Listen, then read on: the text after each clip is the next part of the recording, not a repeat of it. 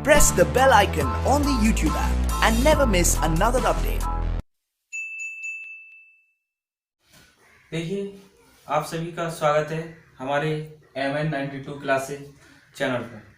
देखिए, आज जो हमारा टॉपिक है सिंपल सेंटेंस में हम यूज ऑफ नॉमिनेटिव एब्सोल्यूट का प्रयोग करना सीखेंगे। कैसे हम प्रयोग करते हैं सिंपल सेंटेंस में, क्योंकि सिंपल सेंटेंस क्या होता है, कुछ स्टूडेंटों की प्रॉब्लम रहती है कि वो डिफाइन नहीं कर पाते कि मतलब उन्हें क्या लगता है कुछ के लिए कि सभी सिंपल सेंटेंस एक जैसे लगते हैं, लेकिन हम उसके लिए क्या है अलग अलग, मतलब जैसे हमें क्या है सिंपल सेंटेंस में यूज ऑफ नॉमिनेटिव एब्सोल्यूट का प्रयोग करना है।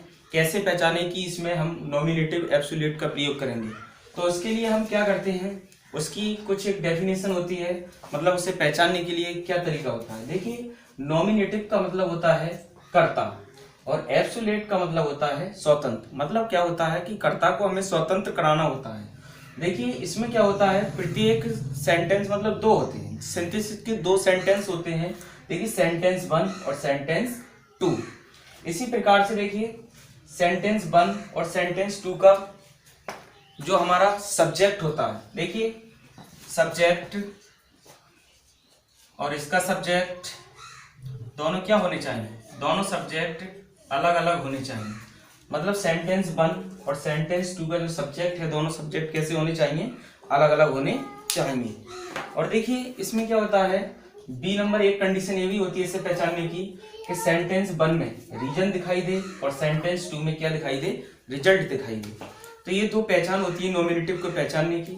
दोबारा से एक बार फिर से रिपीट करते हैं हम। देखिए, सेंटेंस 1 का जो सब्जेक्ट है और सेंटेंस 2 का जो सब्जेक्ट है, दोनों कैसे हों, अलग अलग हों। देखिए, इसका मतलब है अलग अलग। और देखिए, सेंटेंस 1 है, इसमें क्या दिखाई दे, रीजन दिखाई दे। सेंटेंस 2 में क्या दिखाई दे, रिजल्ट दिखाई दे। तो देखिए, इसमें हमें एक में रीजन और एक में रिजल्ट दिखाई देगा ऐसे टेंस में। तो देखिए, जिसमें हमें क्या है, रीजन दिखाई दे, यानी रीजन होता है, उस टेंस को हम क्या करते हैं, एब्सोल्यूट मतलब स्वतंत्र करते हैं। उस टेंस के जो कर्ता होता है, सब्जेक्ट होता है, उसे हमारा मेन उद्देश्य होता है स्वतंत्र करना। देखिए, उसके भी कुछ रूल होते हैं, तो उस रूल को मैं यहाँ डिफाइन कर दे रहा हूँ आपके लिए। देखिए, अभी हमने सीखा था, मतलब अगले पार्ट में, नेक्स्ट जो प्रीवियस हमारा पार्ट है उसमें सीखा था हमने कि मतलब मैंने डिफाइन किया था कि इसे हम कैसे। देखिए, एक टेंस में क्या होता है, सेंटेंस में तुम्हें सब्जेक्ट होगा और दूसरे सेंटेंस का सब्जेक्ट होगा, दोनों क्या होने चाहिए, अलग अलग होने चाहिए। और देखिए, दूसरी कंडीशन ये होती है कि सेंटेंस 1 और सेंटेंस 2 में, एक सेंटेंस में तुम्हें रीजन दिखाई देगा और दूसरे टेंस में तुम्हें रिजल्ट दिखाई देगा। तो देखिए, उसके भी कुछ रूल होते हैं। जैसे देखिए, हमारा रूल नंबर 1 है। रूल नंबर 1, अगर टेंस हमारा क्या है, एक्टिव वॉइस में है, टेंस हमारा एक्टिव वॉइस में है, तो हम सबसे पहले क्या करेंगे, पहले हम सब्जेक्ट लेंगे, सब्जेक्ट के बाद हैविंग, फिर वर्ब की थर्ड फॉर्म। और ये भी हम कौन सी टेंस में जोड़ेंगे, जिस टेंस में हमें रीजन दिखाई दे, रीजन वाले सेंटेंस में जोड़ेंगे। रूल नंबर 2 है हमारा, यदि टेंस हमारा क्या है, पैसिव वॉइस में है, पैसिव वॉइस में है तो हम पहले सब्जेक्ट लेंगे, फिर हैविंग बीन लेंगे और प्लस वर्ब की थर्ड फॉर्म लेंगे। और ये भी हम कौन सी टेंस में जोड़ेंगे, जिसमें हमें रीजन दिखाई दे, रीजन वाले सेंटेंस में से जोड़ेंगे। रूल नंबर 3 है, यदि वाक्य में तुम्हें, देखिए एच एम आर बाज बर, ये क्या है, जो बी से हमारी बनी हुई वर्ब होती है, देखिए इन्हें हम मेन वर्ब बोलते हैं, मेन वर्ब। अगर मेन वर्ब तुम्हें कहीं दिखाई दे, उसके बाद में जैसे कोई एडजेक्टिव आता है, तो देखिए मैं भी आपको समझाऊंगा। तो देखिए, तो क्या करना है हमें, सब्जेक्ट, पहले हम सब्जेक्ट लेंगे, फिर उसके बाद बीइंग लेंगे। उसके बाद में देखिए, मैं आपको सब कुछ अभी एग्जाम्पल के द्वारा समझा रहा हूँ।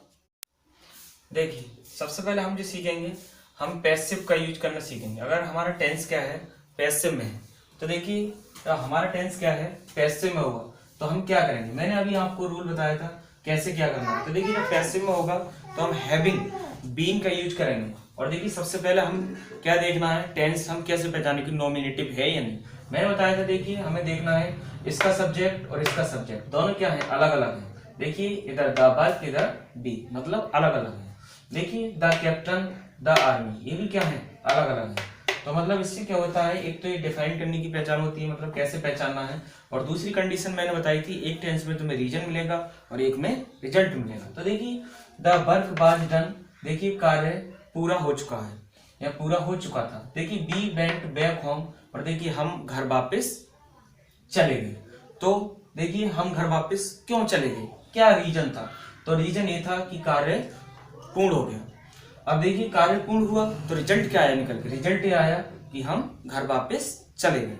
तो देखिए ये टेंस क्या है, ये पहचानना में एक्टिव है या पैसिव है, तो देखिए ये है पैसिव, क्योंकि बाद के साथ कौन सी फॉर्म है, थर्ड फॉर्म, तो थर्ड फॉर्म बाद के साथ है तो टेंस हमारा क्या है, पैसिव है। तो ऐसी कंडीशन में हम क्या करते हैं, पहले हमें सब्जेक्ट लेना है और सब्जेक्ट के बाद देखिए हैविंग बीन लेना। तो देखिए कैसे बनाएंगे हम इसे, the work having been done, comma be bent back home. देखिए इस प्रकार हम सिंपल सेंटेंस का निर्माण कर सकते हैं। इसी प्रकार देखिए ये है the captain was killed the army ran away. देखिए द कैप्टन वाज किल्ड मतलब कैप्टन मर चुका था, द आर्मी रैन अवे और आर्मी भाग गई। तो देखिए ये भी टेंस हमारा किस में है, पैसिव में है। तो द कैप्टन पैसिव में होगा तो क्या लेंगे हम, having been, the captain having been, देखिए killed, comma the army ran away. देखिए इसमें मैंने बताया था, देखिए the captain having been killed, comma the army ran away. ये कह रहा है कि कैप्टन मर चुका था, the army ran away, army भाग गई। तो देखिए आर्मी क्यों भागी, क्या रीजन था, तो देखिए आर्मी इसलिए भागी क्योंकि कैप्टन मर चुका था। अब कैप्टन मर चुका था तो रिजल्ट क्या आया निकल कर, रिजल्ट आया the army ran away, army भाग गई। और टेंस क्या है हमारा, पैसिव। देखिए बाद के साथ कौन सी फॉर्म है, थर्ड फॉर्म।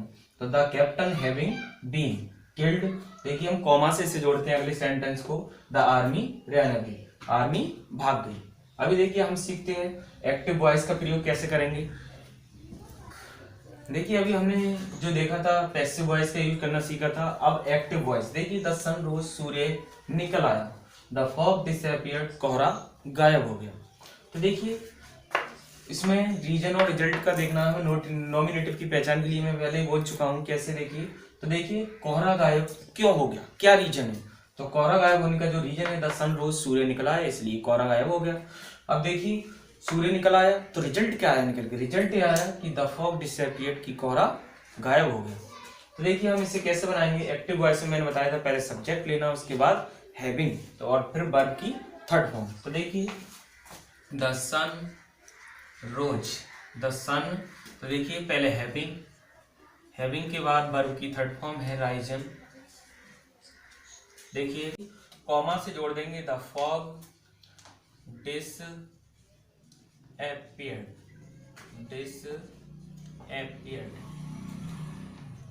ऐसी देखिए हम इससे बनाएंगे, the teacher entered the class, the boy stood up. देखिए अध्यापक ने एंटर्ड मानी प्रवेश किया, द क्लास कक्षा में। देखिए यहाँ पर इन नहीं लगाएंगे हम, क्योंकि एंटर्ड के साथ इनका प्रयोग नहीं करते हैं। तो देखिए अध्यापक ने क्या है, कक्षा में प्रवेश किया, द बॉय स्टूड अप, और क्या है, बॉय लड़के खड़े हो गए।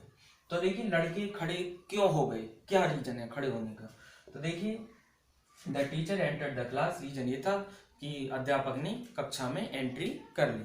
अब कक्षा में एंट्री करने के बाद रिजल्ट क्या आया, तो रिजल्ट यह आया निकल के कि लड़के खड़े हो गए। तो देखिए हम कैसे बनाएंगे, टेंस हमारा क्या है, एक्टिव वॉइस में है। तो सबसे पहले सब्जेक्ट, और सब्जेक्ट के बाद क्या लेंगे हम, देखिए हैविंग, द टीचर,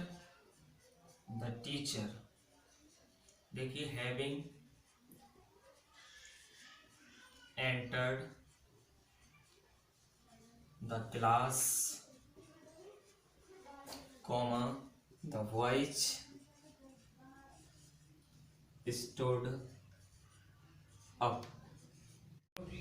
हाँ तो देखिए अब हम यूज सीखेंगे मैन वर्ब का। जब मैन वर्ब हो तो हमें क्या यूज करना है, तो देखिए ये दिया है, पहले तो ये देखिए ये टेंस नॉमिनेटिव है नहीं, मैंने ऑलरेडी बोलता आ रहा हूँ पहले से ही। देखिए इट वाज कोल्ड मतलब क्या थी, ठंडी थी या ठंड थी। देखिए नो वन वेंट आउट, इसीलिए मतलब क्या है, कोई बाहर नहीं गया। तो कोई बाहर क्यों नहीं गया, तो देखिए क्या था, ठंड थी इसलिए बाहर नहीं गया।